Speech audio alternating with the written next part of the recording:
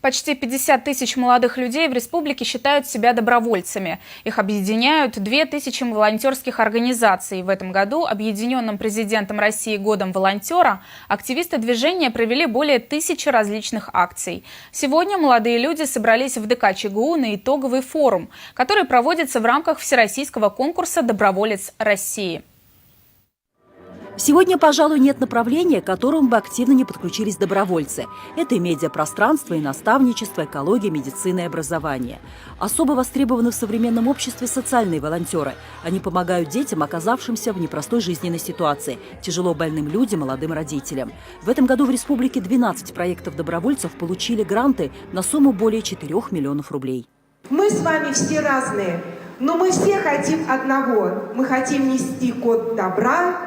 Мы хотим созидать, мы хотим, чтобы наша страна была лучшей страной в мире. И поэтому я здесь, и поэтому я делюсь с вами, и поэтому Рыбаков фонд делает все возможное, чтобы в Чувашии таких, как вы, сегодня в этом зале становилось больше.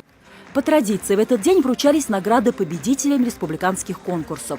Лучшим волонтерским центром была признана корпорация «Добра», созданная в Чувашском педагогическом университете. На сцену также поднимались победители регионального этапа конкурса «Доброволец России», представившие лучшие волонтерские практики. Не оставили без внимания журналистов, освещающих эту тему. Победителем в номинации «Лучший телевизионный материал» стала моя коллега, исполнительный продюсер ГТРК «Чувашия» Светлана Позднякова.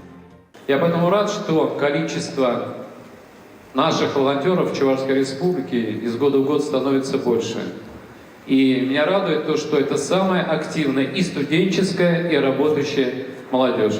Сейчас в Российской Федерации движение, как оно является общественным движением, имеет большую грантовую поддержку страны и президента Российской Федерации. Пусть ваши добрые дела не завершатся на годе добровольцев.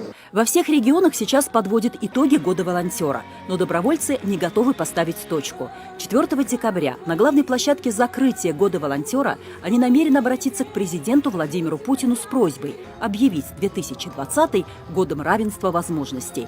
Хэштег уже создан, и Чувашия стала первым регионом, поддержавшим эту идею.